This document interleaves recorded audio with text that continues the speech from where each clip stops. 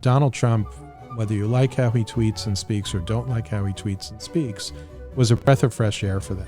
He was somebody who was a deal maker, who wanted to improve the region, who wanted to improve the world, was willing to break lots of China in doing it, and they found that thoroughly refreshing. Hello, I'm Jonathan Tobin, editor-in-chief of the Jewish News Syndicate, jns.org, and you're listening to Top Story, a weekly podcast where I analyze the most important stories happening in Jewish news around the world.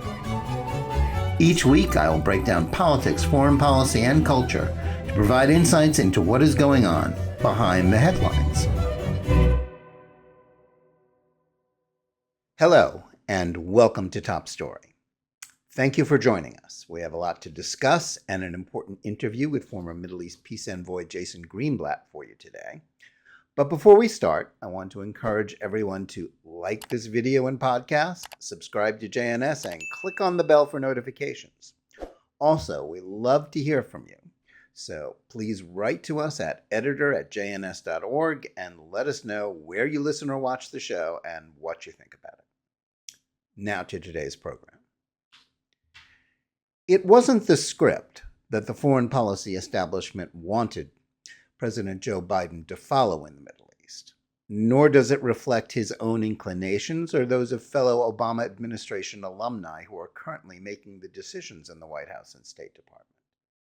But whether they like it or not, Biden and his foreign policy team are coming to grips with the fact that they are living in a Middle East that former President Donald Trump remade. Even more frustrating for them is that they may not have the power to completely reverse it. Though it was far from a success, it is worth noting that one of the key takeaways from Biden's recent Middle East trip was that it was more a reaffirmation of Trump's foreign policy rather than a revival of Obama's, as Democrats had hoped for after they returned to power last year. That was noted in two recent New York Times articles that both seemed to lament this development. In one, Times Jerusalem bureau chief Patrick Kingsley claimed that Biden had left in place Trump's pro-Israel policies and was barely giving the Palestinians lip service. What was worse from the point of view of the establishment as well as the Palestinians was that after a year of largely ignoring the revolutionary breakthrough of the Abraham Accords, Biden is now openly supporting them. Some of the same points were made in a separate article by Times diplomatic correspondent Edward Wong, which expanded upon the theme by noting how Biden is now even seeming to mimic Trump's rhetoric on the threat from China. The headline of that piece, on U.S. foreign policy, the new boss acts a lot like the old one, was particularly deflating for the liberal readership of the Times. The Times did not mean this as a compliment to Biden. The overall tone was one of dismay about how this administration has, albeit reluctantly, come to grips with the fact that Barack Obama's push for Palestinian statehood, while sidelining efforts to advance normalization between Israel and the Arab states, is no longer a viable policy. The same is true for the Democrats' desire to make Saudi Arabia the linchpin of the Abraham Accords, despite the fact that it did not itself join in them, into a pariah state because of their human rights violations. That has been sacrificed on the altar of Biden's need to reduce gas prices after his decision to confront Russia over its invasion of Ukraine. To acknowledge this is not to deny that the Biden administration's ongoing efforts to revive Obama's appeasement of Iran via a new nuclear deal that Tehran seems to have no interest in signing isn't antithetical to what Trump achieved. Indeed, the energy with which his team continues to pursue Iran, as well as some of its actions vis-a-vis Israel and the Palestinians, such as Biden's comparing Israel's treatment of them to British oppression of Ireland, or his funding of UNRWA, the UN refugee agency that helps perpetuate the war against the Jewish state, remains deeply troubling. Yet the basic premise of critiques of the administration from the left about Biden failing to overthrow Trump's Middle East policy is true. What happened between 2017 and 2021 was a fundamental change in American policy. Moves like Trump's recognition of Jerusalem, The shift of emphasis from advancing the so-called peace process with the Palestinians to fostering better relations between Israel and those Arab states who see it as an ally against Iran rather than a Zionist interloper can't be undone because they are rooted in reality as opposed to ideology, as Obama's priorities were. This has led to attacks on Biden for being insufficiently zealous in erasing Trump's memory. Yet what serious observers ought to be asking is, what is it that Trump's team understood that its predecessors did not?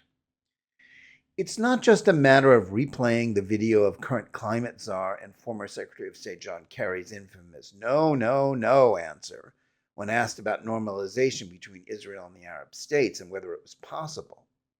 After all, Kerry voiced the consensus of foreign policy experts in both Democratic and Republican administrations for the last 40 years, who are all united against moving the embassy or shifting the emphasis in Middle East policy away from pressure on Israel to make dangerous concessions to Palestinians who didn't want peace.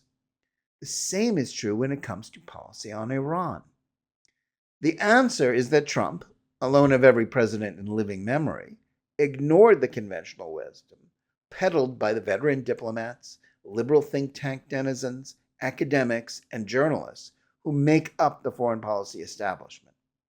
Instead, he brought in amateurs whose only previous experience had been in the business world to tackle the Middle East.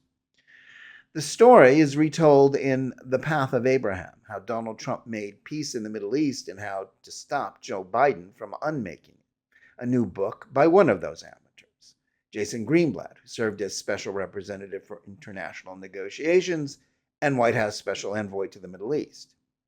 In Greenblatt's telling, the Trump team approached these problems with a willingness to both discard conventional wisdom about Jerusalem peace with the Palestinians and Israeli-Arab relations and to confront the facts as they were, rather than as they wished them to be. Much like Sledgehammer, how Breaking with the Past brought peace to the Middle East, the memoir on the same subject by David Friedman, Trump's ambassador to Israel, Greenblatt's book unravels the story of how a group of Orthodox Jews who either worked for or represented Trump in his business dealings managed to grasp what generations of people who had studied these issues and worked in the field did not. Rather than being rooted in what some say is merely their bias in favor of Israel, the Trump team understood, as Greenblatt writes, that the experts only had opinions, not answers to these questions. For the establishment, pursuit of the peace process was more akin to a religious rite that is rooted in faith rather than a policy discussion, which ought to be based on rational analysis. That led to Greenblatt and his boss, White House senior advisor and Trump's son-in-law, Jared Kushner, presenting a vision of peace that put forward a realistic plan that took into account the need to reject Palestinian fantasies. It also ultimately led them to an outside-in, not inside-out approach to regional peace that recognized that the Arab states were sick of being held hostage to Palestinian dreams of destroying Israel. The result was a truly historic breakthrough that Biden has no choice but to leave in place, since trashing it to satisfy left-wing ideologues and radical Israel haters would be both indefensible and a blow to American interests. Biden could still sabotage the progress made by Trump, yet the achievements of his predecessor should stand as a warning to future presidents to refuse to become prisoners, as so many before Trump were, to the so-called experts, whose standing is based on their status in the field instead of insight or originality of their thinking. In this case, it may have taken an unorthodox president who loved to flout conventional thinking and outrage his critics to try this. But Trump shouldn't be the last president to fire the establishment. And now to our interview. One of the key players in Trump's revolution in Middle East policy was someone with no diplomatic or policy experience, but who, like his colleagues, grasped the need for change and to ignore conventional wisdom. Jason Greenblatt was assistant to the president and special representative for international negotiations in the first 3 years of the Trump administration. In his role as White House Special Envoy to the Middle East, he was one of the chief architects of the Trump peace plan, as well as what would turn into the Abraham Accords. Prior to that, he was Executive Vice President and Chief Legal Officer in the Trump Organization. Since leaving public service, he's worked in the investment field and is the author of a new book, In the Path of Abraham: How Donald Trump Made Peace in the Middle East and How to Stop Joe Biden from Unmaking It, about his experiences.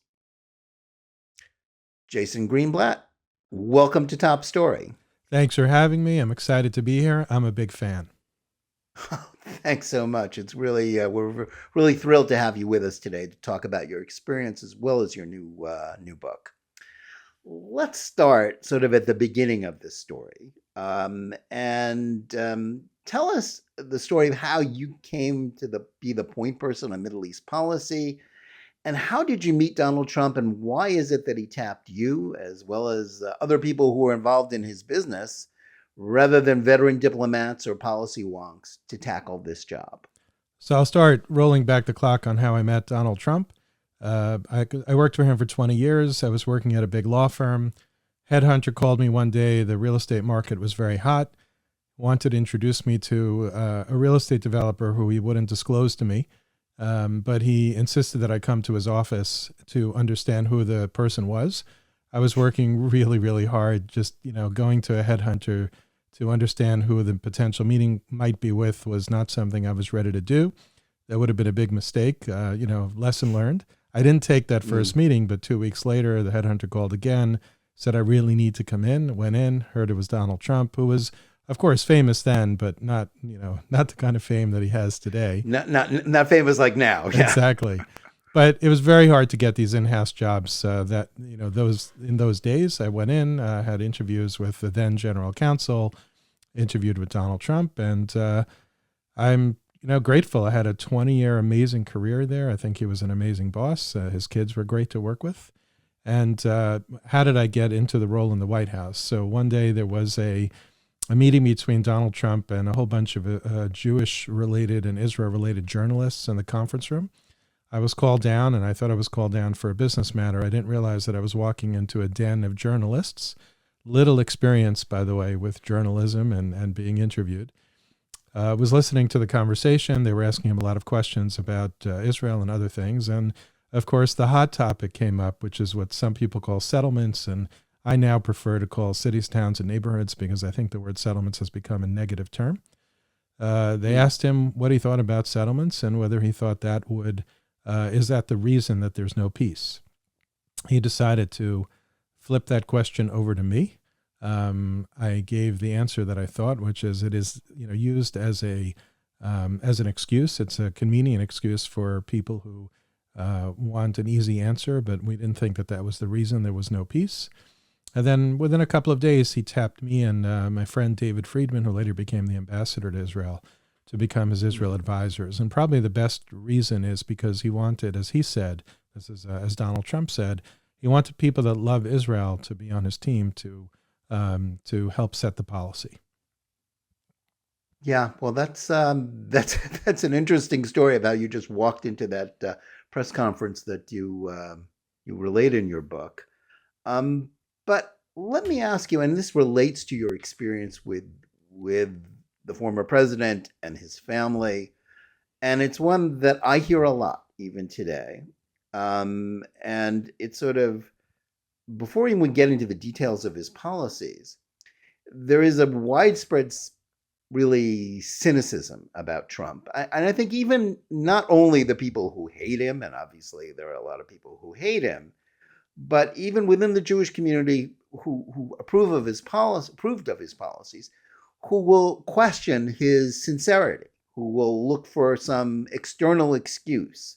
They will say he doesn't really support Israel, it's just a payoff to evangelicals, or they come up with some other answer. In your experience of working with him, what are his attitudes towards Israel and to Jews? So I only had an incredibly positive experience, both during the 2 decades I worked with him in the private sector and the nearly 3 years I worked at the White House. Look, I get that question a lot, as you can imagine. It's no shocker that you're asking the question. Sure. He was almost always enormously respectful of me being an observant Jew. He was always respectful to me, to my wife, to my kids. I never heard anything other than comments about Israel that were positive. It's not to say that we had countless hours of conversations about Israel. We certainly didn't. He was running a business at the time. Nobody foresaw that he was going to become the president. But I only had positive experiences about Judaism working for him and his family, and each of his kids, by the way, the 3 kids that were in the business, also just enormously respectful, positive. You could imagine as an observant Jew how many days I had to miss for deals, right? And Hmm. it was just never an issue for them. Just do what you need to do. There's a story I relate in my book about how I was working on a deal worth hundreds of millions of dollars to him. I had to leave for a 3-day holiday, not accessible. Nobody else could take over the deal. I tried super hard to get the deal done. I slept in the office. I went into his office to break the news to him that I was taking off for 3 days and the deal would stop. And in any corporate world, stopping a deal in its tracks is risky. So I was nervous. I was upset. I felt like I was letting everybody down. And he said to me, this is Donald Trump, but his kids were equally supportive, but he said, Jason, go home, go pray, and be with the family, and we'll pick it up after the holiday. So that's been my experience. And for anyone who says otherwise, I assume they're doing it because they read stories, interpret things, hear stories. I could tell you from 23 years of experience what he was like. Yeah, well, that's a telling answer, albeit one that I think a lot of people in this country don't want to hear, and especially within the Jewish community of people who are just their political prejudices are sort of set in stone. But going back to when you were tapped for this job, I mean, were you surprised? I mean, you and David Friedman were his advisors on Israel, but that didn't necessarily mean you were going to get jobs in the administration, did it? No, definitely not. And I wasn't vying for one either. I tell in the book how my wife and I were completely non-political people. Of course, we voted. We feel blessed to live in this country, but I didn't follow much in Washington. And I relate how we used to watch the West Wing show just to get an understanding of what Washington was like. But I didn't expect to be tapped. And, one day he won the election, and then within a couple of weeks, he asked me to join him at the White House, and it was really just a breathtaking experience being asked by the president-elect to join him. But Hmm. moreover, to be able to join him to do something that was near and dear to my heart, to work on the U.S.-Israel relationship, to work on the Israeli-Palestinian conflict. There was some whispering about how there might be a door potentially open for Israel-Arab peace, but that was really just a dot on the chart because the Israeli-Palestinian conflict loomed large ahead of us. But it really, when he asked me, it took my breath away. Yeah, I would imagine so. And of course, the reaction from the press, from the public to your appointment, to David Friedman being tapped as ambassador, and Jared Kushner was, ranged from, guffaws to, outrage. There was this sense of how dare this new president appoint people who were essentially amateurs, who had not, decades of experience in all the usual ways as diplomats or as policy wonks sitting in think tanks or in academia. Were you a little bit daunted by those criticisms, or did you feel well that it was time for somebody without that kind of experience because of what the establishment had actually accomplished before that? So I think my personality is such that I don't have an ego, and I'm not easily insulted. I read the articles, many, many articles, as you say, who all essentially saying, what do these 3 inexperienced observant Jews know anything about making peace? Certainly not with the Arabs. And I read them a little bit with my own guffaws and, who are these people? What are they saying? They know nothing about me. I've had an amazing career working for Donald Trump and before that at a big law firm. And I'm not saying I could do it, but nobody else did it either. Nobody else was successful. So we were ready to roll up our sleeves. And maybe I'm jumping ahead on your question list, but I could tell you that in the end, what Go right ahead. what it really matters is trust. We had the ear of the president. We had the trust of the president. We were able to establish relationships with the political leadership of each of these countries, and that means a lot. Yeah, well, that's absolutely true. I think, what do you think?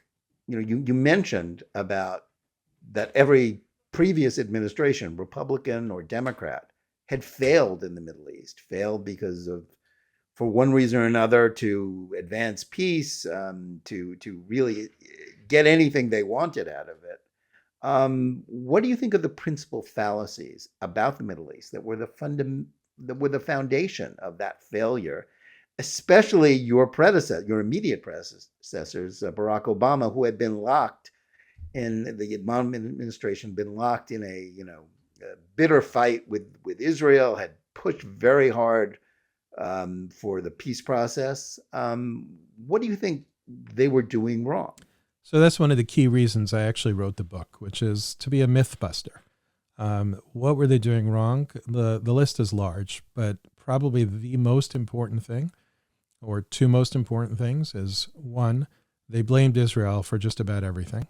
They wanted Israel to jump through hoops in order to achieve a peace process, in order to achieve a successful peace process.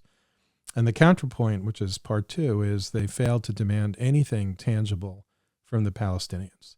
They basically treated the Palestinian leadership in Ramallah like children, keep handing them wins, political wins, to make them feel better, which had no way that it was going to bring peace. And they failed to recognize that the Palestinians in Gaza were not led by the leadership in Ramallah. Every time I raised Gaza and Hamas, the terrorist thugs who attack Israel all the time, I got a very, quizzical look, like sort of, don't talk about Hamas. Let's just talk about the so-called two-state solution. So I think that they were trying to create a situation where they thought they could achieve peace. They were trying to paper over the problems, trying to just force Israel to do something that it couldn't and shouldn't do.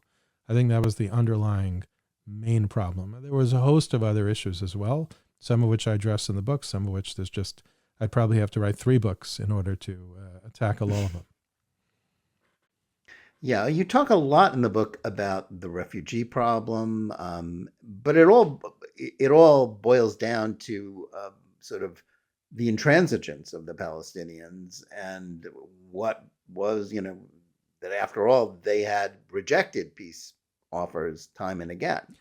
So there seemed to be a great disconnect. And I guess my next question is, you discuss at length your experiences. Um, the question is, what was the reception within, the establishment? You were in the White House. It was a Trump White House, but the State Department is mostly staffed with non-political appointees. The people on the ground, certainly in the embassies, how did they receive you? What was your relationship with sort of the permanent sort of deep state, which is sort of what the government really is? So I consider myself very lucky. There is a deep state. I mean, let's not pretend. I know people don't believe it. There is a deep state. But I would say that I was able to establish a strong relationship with the State Department and the National Security Council. There's no question we didn't see eye to eye on so many of the issues, and they made that clear, and that was okay, because I really needed to understand from them why my thinking and David's thinking, Jared's thinking might be wrong. So I spent the first couple of months really listening to them, hearing their arguments, pushing back on the arguments, and I don't fault them for a second for pushing back on me constantly. But I will say that the reason I was so lucky is they marched to our tune, meaning they understood that this was a priority for the president. They understood that he was the one setting policy, not them. And after we had our, some would say discussions, maybe arguments, but I don't think they ever were heated. They were just sort of very lively discussions. Once the policy was set, they did what they were supposed to do. So, the deep state could be one of two things. It could be people who have a certain philosophy and try to manipulate or force a policy. That I didn't have. What I had were people who believed very strongly in their opinions, but when push came to shove and we went in a totally different direction, they rolled up their sleeves and were dedicated public servants and helped me every step of the way. And not just the State Department in Foggy Bottom, but every mission, every embassy throughout the Arab countries in Israel also did the same thing. All very, very helpful, even though it was clear they disagreed. That's good to hear. But of course, I think part of the drama of the Trump administration was that not everybody, certainly within your own team, you were all on the same page, but the people leading the State Department and the Defense Department initially were not. Some of those, some of those, personnel positions had to change before everybody in the administration seemed to be working together. How much did that impact what you were doing? Not at all. I was very careful to develop our own team, with a close relationship. We hardly relied on other agencies. When we did, they did what they needed to do. But I really operated together with Jared and David in very much of a bubble. They all understood that we were coming, everything was coming from the White House anyway. They were all eager to help, even if we were the new kids on the block with very different thoughts and ideas and policies. But I didn't want to let any other deep state effect impact our work. In your book, you write a lot about your experiences meeting with the major players in the Middle East, former Israeli Prime Minister Benjamin Netanyahu, Palestinian Authority leader Mahmoud Abbas, the leaders of the Arab world. I guess you expected a somewhat warm welcome in Israel, but how were you received by the Palestinians? What was that relationship like as it went along, as well as the one with the Arab states? So on the Palestinian side, I was received warmly at the beginning and really throughout 2017, meaning up until the point that they cut ties with us. Even if we had very strong disagreements over what people call settlements, because they always say it's almost item 1 or 2 on their list as to why there's no peace. They didn't like that. They, considered me and certainly David right-wingers, but they never showed any form of disrespect. Quite the contrary, actually. I think they went out of their way to be respectful to me, even with the disagreements. It all fell apart at the end of 2017 for 2 reasons. First, we closed their mission in Washington because President Abbas at the United Nations General Assembly in August or September of that year, I can't remember, threatened to bring Israel to the International Criminal Court. That triggered a law that we needed to close their mission. And you could imagine the conversation between me and the late Saab Erekat when I broke that news. But even there, I was in his apartment. He had rented an apartment. He had had a lung transplant. His wife was there. His son was there. He had just had a grandchild. Very, very tough conversation. He exchanged some angry words with me, but we left politely and respectfully. And the same could be said for President Abbas. There's a story in the book, I think I tell the story, where it must have been that year because I didn't see him after that year. In 2017, after a not so great meeting with President Trump and others, he came up to me and kissed me on my head and wished me a Shana Tova. So, I may disagree with him. We could be worlds apart on why the conflict exists and all sorts of other things that he does that I'm vehemently against, paying terrorists or rewarding them to murder or harm Israelis. There are so many things that are on my list of what he does wrong, but you asked about the relationship, and the relationship was respectful. And the same is true of all the Arab countries, by the way. Yeah, I want to focus in on one thing you just mentioned in passing, which is the Palestinian Authority's pay-to-slay policy, where they literally pay salaries, pensions, annuities to the families of those terrorists who kill Israelis or Americans, like Taylor Force, for whom the Taylor Force Act is named. When this was raised, and I believe President Trump's adamant stand on this really shocked Abbas. Did he get it? Did they get just how outraged Americans were about this, or did they just see this as sort of a policy byplay? I mean, did they understand why this was such a fundamental position, both for the Trump administration and for Israel? No, well, they certainly understood it, but they're very good at obfuscating, right? So first they started with, we'll share all the files with you. You could look through the files. You'll see it's just not true. Then they started with, we'll work to change our policies. You have to give us time because the Palestinian people support this. there was a lot of that, and I saw a lot of it being repeated when President Biden took over. It was the same messaging that the Biden team was getting from the Palestinians about how they'll work on it, but they're never going to work on it unless we put more pressure on them. And part of the reason for that is because we're the only ones, together with Israel, who actually pay attention to this. It's possible that there's a country or two in Europe now that are paying attention, but for the most part, they're not paying attention. Right. The funds still keep flowing from the European Union, regardless of what the Palestinians Exactly. do. Yeah. Talk a little bit also about, meeting, the leaders of the Arab states, the Gulf states, who ultimately became key to the Abraham Accords.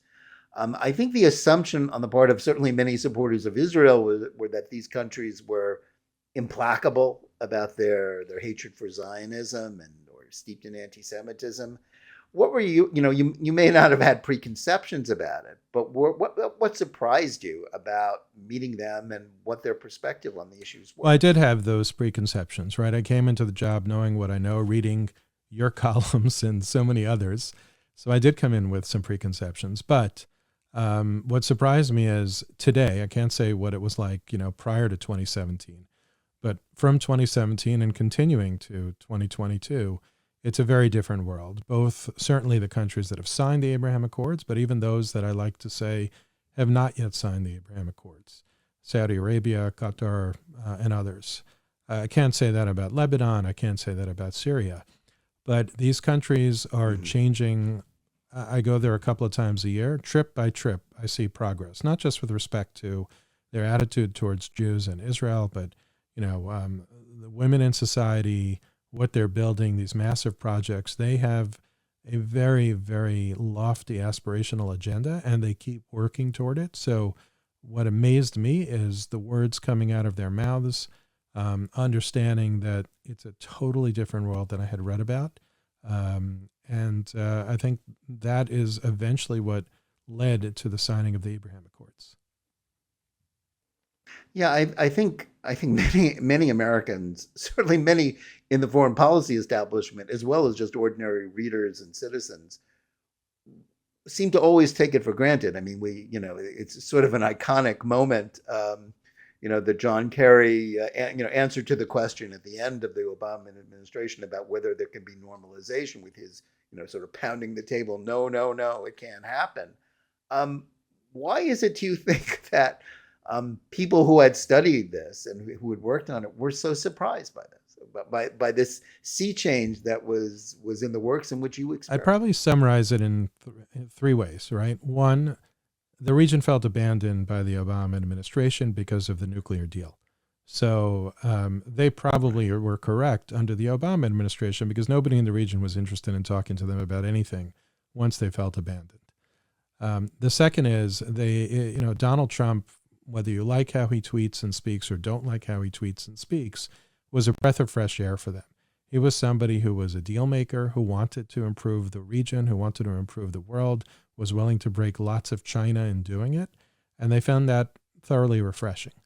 And the third aspect really was they knew that we had the trust of President Trump, so they were willing to share with us really things that they might not have shared with others, and we seized on those things and kept challenging them and trying to understand, where the touchstones were, where the pressure points were, how far they were willing to go. And it took a long time, right? The Abraham Accords was only signed much later on, but this was after the result, after several years worth of pushing back, them pushing back on us, having heartfelt, tough, but realistic conversations. And I'm not sure to the degree that anybody before was able to do that. I think Donald Trump and his unique approach allowed us to probe and have these kind of raw, heartfelt, serious, deep conversations with the leadership in a way that perhaps nobody was ready to do, or that plus their new visions, where they wanted to go in the world, added to that sincerity and new ground fertile for peace. Yeah, I think certainly you raised the key issue about how American attitudes, the American appeasement of Iran, really shook up the Arab world, who regarded Iran with as much fear as Israel, if not more. Yet there was the assumption that their loyalty to the Palestinian cause would ultimately always keep them separate from Israel. And yet that didn't prove to be true. And how much of it was a factor of them kind of not just listening to Trump, not listening to you, but also getting tired of sort of an endless war. I mean, we talk in America about the problem of endless wars, but that they were sort of tired of being held hostage to the Palestinians' addiction to an endless war against Israel with no end in sight. I think there's a lot of that. Well, they do support the Palestinian people unequivocally. There's no question about it. But there's two leaderships among the Palestinian. There's Hamas. They're not, they make no secret about not supporting Hamas. So that is a challenge for them. And of course, they're frustrated by the Palestinian Authority. They're constantly writing out checks to the Palestinian Authority, much less so today than they were even before. They are tired of the endless wars. Having Israel integrated into the region is only helpful to them in terms of where they want to take their countries. So there were a variety of factors beyond Iran, including the ones you mentioned, that allowed us to sort of keep pushing in that direction. They won't abandon the Palestinians. It's just not what they want to do. They really hope for a better life for them. But at the same time, they realize that they can't help the leadership, help the people, just by constantly writing out checks. Right. I think that's clearly been proven true by events. I guess we've talked about Iran. That was not your focus. Other people were working on Iran in the administration. But I think it's important to sort of highlight. I mean, there's a sort of a conventional wisdom now about Trump policy in Iran, that it was a failure, that he withdrew from the Iran deal without a plan B, and that was a disaster. It made the world more dangerous. Is that true, or is it just the fact that the sanctions that Trump was applying didn't get time to work, especially since Democrats like the aforementioned John Kerry were advising Iran to just stand pat and wait for a Democratic administration to be elected in 2020? I think it's much more the latter. There wasn't enough runway. There were people like John Kerry advising Iran to stay put. But also, let's remember that our European allies undermined the sanctions. So there was a conference held in Warsaw, I think it was in February of 2019, if I'm not mistaken. It might have been 2018. Vice President Pence was the host. And we had at the time Bibi Netanyahu and a lot of the Arab foreign ministers there. They wouldn't sit on the same stage to talk about Iran. But if you didn't recognize their voice and you closed their eyes, you would realize as each one went up to the stage, they were all saying the same thing. They were all wanted to gather the world together under the leadership of the U.S. to figure out what to do about Iran. And you know what happened after that conference? For those Europeans that were even there, because some didn't go, they were all trying to figure out how to bypass Trump's sanctions on Iran. Why? Because they all want to do business with Iran. They need oil, and of course now they need it even more, but they needed it back then. They're just interested in making money off of Iran. They don't care about the U.S. They don't care about the region. So the runway of time and I don't want to call it cheating because the Europeans didn't do anything illegal, but the bypassing of President Trump's efforts really undermined the effort of trying to put Iran in a box. And now we have President Biden who's still trying to revive the JCPOA. I mean, day by day, it seems their public messaging is such that it may be beyond revival. But nobody has a plan B, by the way, right? Because plan B would, right. Speaking of plan B would be some sort of attack, whether the attack comes from Israel, from the U.S., from others. There's no other way to say it, but the Iranian regime is not a regime that can be trusted to make a deal. I think the Israelis proved that point. They had this unbelievable mission where they showed how Iran was cheating. If viewers want to see, spying at its best, they should watch some of the clips that came out of Israel and the treasure trove of intelligence information that came out of that mission. All the Iran deal did was kick the can down the road a couple of years, and then Iran would have the ability to actually have nuclear weapons. And the other thing, Right. It pretty much guarantees that they'll Exactly. get a weapon, And we not also stopping shouldn't them. forget that they got a fortune of money with which to foment terrorism around the world. All those rockets coming from Hamas to Israel and from the Houthi terrorists to Saudi Arabia and the UAE and all sorts of other bad acts comes from Iran having money to spread its theology and its terrorist mindset, its murderous ideology all over the place. Well, I guess let's now move up. I mean, you work towards a peace plan that the Palestinians rejected, but which still sort of gave a very realistic vision for peace. And then the Abraham Accords, came into effect. But then another administration came in. So I guess uh, there's been a lot of speculation about which country will be the next one. You yourself have said that you speak of countries that haven't yet joined the Abraham Accords. Um, are you still optimistic about that? And I guess one question I want to sort of focus in on, otherwise, other than the sort of general Arab world question, is Saudi Arabia. Um, is it really possible for the Saudis, who were the linchpin of the deal in many ways, of the Accords in many ways, even though they didn't join in it, is their status as the Saud dynasty, as their legitimacy rests on their being the guardians of the Islamic holy places? Can they, as opposed to some other governments, really make peace with Israel, or is that just something that will always be chasing? So, as to the first question, I'm not optimistic today that we'll get another signer because until, let's say a new administration, because President Biden, I think, burned bridges in Mm-hmm. the Arab world. He may have somewhat course corrected in his recent visit to Saudi Arabia. I think he properly turned a page, but he has many other pages and perhaps even chapters to turn to repair the relationship. Yeah, and then got very bitterly criticized from the Right. left Yeah. It for was a doing no-win so. for him. Even the New York Times was lamenting how it turns out his policies That's are right. just like Trump's, which is a little misleading, but Right. was also true. Well, today in they some are. They respects. weren't when he came in, when he said, make Saudi Yeah, Arabia the pariah sure. and there's no social redeeming value and all that. But I realized the error of his ways, and maybe because of oil, right? He didn't admit he was going there for oil, and he Mhm. took great pains to say he wasn't meeting the crown prince, even though, of course, everybody knew he was. But he went tail between his legs, and I think he successfully at least turned one of many pages that he's going to need to turn. But until those pages are turned, there's really no reason for Saudi Arabia or anyone, for that matter, to jump into the Abraham Accords. I think right now everybody's preoccupied with, of course, Iran, as long as the deal still remains on life support, or they're trying to revive it, and then everything else that's going around the world, inflation and all the ills that we suffer here and other countries suffer from as well. Um, as to Saudi Arabia itself, so I think for me, when I speak to audiences, I say rather than focus on if and when Saudi Arabia will sign the Abraham Accords, we should focus on the direction that Saudi Arabia is traveling.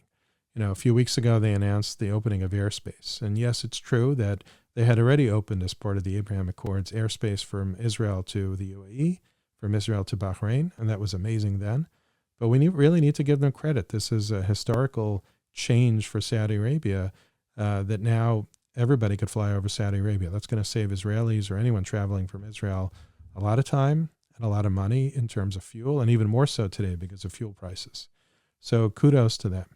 I caught something one of the high-level diplomats said just the other day about how when they have international sports tournaments, anyone in the world is going to be able to attend. And Qatar, by the way, the same thing. They have the World Cup coming up. Israelis are going to be able to travel there. So step by step, I think these countries are heading in the right direction. I think they should be applauded for it. I think we should encourage it. And rather than look at the goal of the Abraham Accords, at least in the current time frame, ask me this question again in 2 years' time, I might have a different answer. But in the current time frame, it's more, let's appreciate the direction they're going, encourage it, and hope that eventually it does lead to the Abraham Accords. It's, by the way, why I named my book In the Path of Abraham. This is a very, very complicated, rocky, challenging path, and we are, along the way, but there's a long way to go till you eventually get to the goal. Yeah, I think I guess one of the questions we need to ask, and you've spoken of, well, it's not going to happen until there is another administration. Um, what do you think? I think we should take it as a given that sort of Biden is still going to be obsessed with Iran, and even if they don't sign a deal, the question is, will they acquiesce to Iran being a nuclear threshold state and force Israel and the Arab states to also accept that or try to force them to. But what would the next administration's priorities be? What do you think should happen? What's the next step that would be productive as opposed to what this administration is doing, which is basically trying to revive all of the failed policies that Obama tried to implement. Yeah. And first, I just want to clarify one thing because I don't want to be a John Kerry, right? I'm not going to say that it's impossible even under President Biden for there to be an Abraham Accords, but here's with Saudi Arabia or otherwise, but here's what I think he needs to do, or the next administration would need to do. One, ditch the Europeans on the Iran deal. Stand only with Israel and its Arab neighbors with force and say, Iran, we are now partners with Israel and its Arab neighbors. We are going to negotiate with you. And if you don't want to negotiate, we're going to work with these countries to make sure that they are kept safe and to make sure that America is kept safe. Right now, we're playing footsie with these countries in Israel, but we're really totally relying on the Europeans to negotiate with us, which in my view is very embarrassing. The most powerful country in the world can't even sit at the table to negotiate a deal that supposedly we want to, be in. It doesn't make any sense. So I think step one is unite ourselves with the Arabs and Israel on the Iran deal. The second is stop disrespecting the region and, forget the personal remarks of President Biden to Saudi Arabia. Let's assume for the moment that we're past that he got past that on his recent trip. When Saudi Arabia or the UAE are attacked by the Houthi terrorists, and he should change the designation back to terrorists, by the way, that was a mistake, a big mistake by removing that. But when they're attacked, we should unequivocally condemn it. The same way I condemn it when it comes from Hamas, and I do condemn it when it comes to the Houthis. The Biden administration is a little bit or a lot mealy-mouthed when it comes to condemnations. We need to show them that we truly have their back. That doesn't mean committing U.S. troops. We see from Ukraine that the world is much more complicated. We're not ready to jump into wars and things like that. But we need to give comfort to the Middle East to say that America has your back. Here's how we have your back. It's not, completely, but here's how we have your back, and we're not going to tolerate you, our friends and allies, being threatened by Iran or otherwise. I think those steps would go a long way in terms of trying to convince some of these countries to take a good step forward. And whether President Biden does that or it'll be a later administration, I think those are key starting points. Well, I think it's also, your subtitle of your book is, how peace was made and how to stop Joe Biden from unmaking it. How do you see that battle? Which is being waged within the current administration as well as from without it, about whether they are going to unmake it. How do you see that going right now? Until the recent trip of President Biden, I was very worried. I'm not saying that the Biden administration was abandoning Israel. It wasn't. I think it was giving the Palestinians too much, too many promises, some of which they couldn't keep anyway. But on the region itself, I think it was moving away from that region, especially Saudi Arabia, but even some of the others. It's a little too soon to tell whether from this trip, President Biden, that is, really wants to go back in and support. I know he had some very nice words, but now let's go beyond the words and see what it is. And you have to remember that, is it sincere, right? Did he go there and say the right things because we're so desperate for oil prices to come down and politically he needs these things to happen? In which case it's not a sincere move and nothing will happen? Or separate from oil prices, does he truly recognize now how desperately we want stability in the region and therefore how much we need to work with our friends and allies there?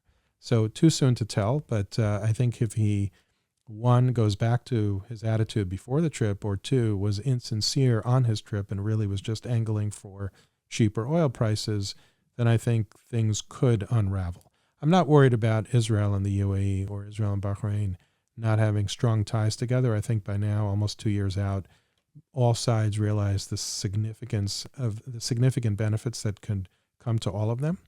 But progress, more progress, and more continued government-to-government relationships could slow down if the Biden administration throws a monkey wrench into the region. Yeah, I think, you've alluded to the fact that Biden has, as much as the language has been bad at times, and even at times during this trip was not always good in terms of the messages he was sending to the Palestinians. But this administration hasn't abandoned Israel altogether. But, the U.S.-Israel relationship has proved to be sort of stronger than one administration or another. It withstood Barack Obama and 8 years of nonstop fighting between Jerusalem and Washington. But let me ask you about another relationship, and that is something that, sort of you personally experience as an American Jew, the relationship between American Jews and Israel. That wasn't your brief in the White House, but it's something that we all experience.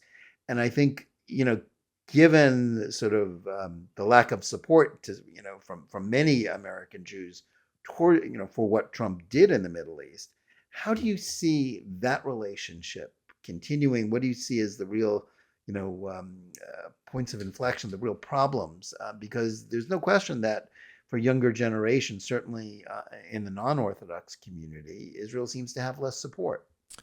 Right. And I think it's very, very unfortunate. I think the same way people are reading too much in the media and misunderstanding, whether it's politics, the Iran deal, you pick your issue and, people are just getting some sound bites on very, very complicated issues from articles, and that's just not going deep enough. Israel suffers from the same thing. And anywhere I go, whether I'm speaking to young people, older people, Jewish organizations, pro-Israel organizations, my message is this. Number one, don't get your news about Israel just from the newspapers. Go there, experience it, learn about it. It is complicated, and it isn't perfect. It's true. What country is perfect, right? But the only way you're really going to understand Israel is by being there. And there are so many programs available for, students. And if you're adults and you have kids, I encourage you to bring your kids. It's really just an unbelievable place. And learn the good and the bad, and roll up your sleeves and try to help with the challenges that you think exist. But the second point I would make is with respect to organizations themselves, right? We have, a very divided, polarized society here in America, but there are so many organizations left to right that support Israel. Well, guess what? Hold hands on Israel and work together, because we're much stronger together, plus the evangelical community, than we are apart. If you don't agree on the other issues, that's okay. You could argue about the other issues. That's fine. And you don't agree on everything related to Israel, that's okay too. But we hurt ourselves and we hurt Israel. We hurt our Jewish identity if we don't lock hands together and work together wherever we can when it comes to Israel. You're someone who, as you say, had 20 years in the Trump administration. Before that, you worked at a big law firm. How did this experience of working at this high level of diplomacy and experiencing, sort of the travails as well as being part of a success story, how did that change you? How did that alter your perspective about the world, or even about this country, about the Middle East? Well, in the Middle East, it completely changed my perception of Palestinians and the Arab countries themselves. When people in front of me insult Palestinians, I correct the conversation, right? I obviously, like most normal people, abhor Hamas, right? And I may disagree with the Palestinian Authority leadership on many, many issues, pay to slay being one of them, but many. But my experience with Palestinians themselves has been largely very, very positive. The fact that I could sit down with so many ordinary Palestinians and have deep discussions over the issues, and in most cases, they were completely receptive to having those discussions. Even if we leave the room disagreeing, we leave as friends. I can't say that sometimes in my own country, right? Whether it's about President Trump, because deeply polarizing figure, there are people that walk away from me when they hear that I worked for President Trump, which is, a little bit shocking. Literally, you don't want to have a conversation with me. You don't want me to speak about my experience because I work for somebody you hate. How is that helpful to anybody, right? And in the Arab world generally as well, the conversations that I have with them about Israel, it's remarkable compared to the conversations I used to have with them in 2017.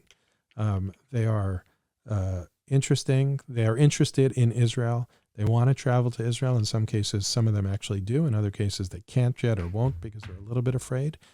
But probably maybe the best example I could give. It happened to me twice. And I use this a lot in the Arab countries. So I've been in the line of missile fire twice, once in Tel Aviv and once in Riyadh. I don't think a lot of people could say that they've been in the line of fire of terrorist organizations funded by and controlled by Iran in both Israel and Saudi Arabia. And I think it's a unique distinction, yeah. I think it resonates with people. It resonates with the Saudis because they realize that they're in the same boat. And it resonates with Israelis who also realize that they're not the only ones being attacked in this manner. And the other example, and this is fresh off the press, if you will, I haven't even spoken about it publicly, is I was in Israel last week with my wife, and we were in Mamila Mall. We were at a store. We were about to leave the store, and all of a sudden, panic, people running, stampeding through that open corridor, that open path between the stores, rushing into the store that we were in. We all tried to find cover. Nobody knew what was going on, but it was clear that there was danger. We ended up in the stock room, cowering under a shelf, trying to figure out, is it a bomb? Is it a knife attack? Is it shooting? It turned out we don't even know what happened. After about 15 minutes or so, we were able to leave, and a bunch of Israeli soldiers and police and United Hatzalah ambulances and things like that were rushing into Mamila Mall, and we heard two stories. One is it was a brawl between a bunch of people. Others was it was attempted knife attack. I never found out the answer. The news was a little bit quiet on it and inconsistent. But the reason I bring up the story is that in the stockroom, who was there? Jews, Muslims, Arabs, Christians. It didn't matter. We were all cowering, trying to figure out. We didn't have our kids there, but Arab kids were crying, Israeli kids were crying, parents were crying. Everybody was scared together. I'm very much a believer that we're in a battle of good versus evil. And it's not the Arabs who are evil, or to them, it's not the Jews or the Israelis who are evil. It's the people who, want to disrupt civilized life. That's the problem today. Well, that's an important story, and I think certainly should resonate with people. Last, Jason, I want to ask you the same question probably everybody else is asking. Do you think Donald Trump is going to run again? And more to the point, would you be interested in serving in a policy role again, either with him or with some other Republican president? Is this something you'd like to try again?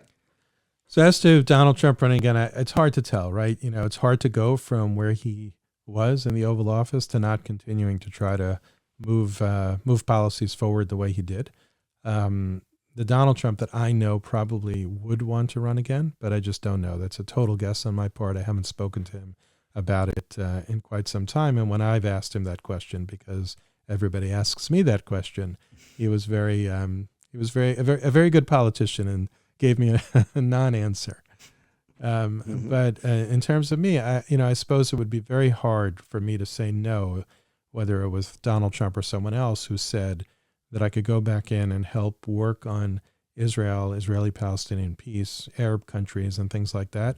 My family sort of dove into this the first time without really understanding what it would be like.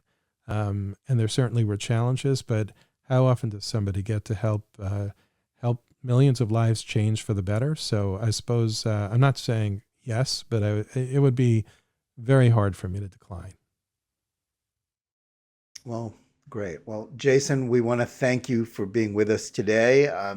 Good luck with your book. People should read it. It's an important story that you tell.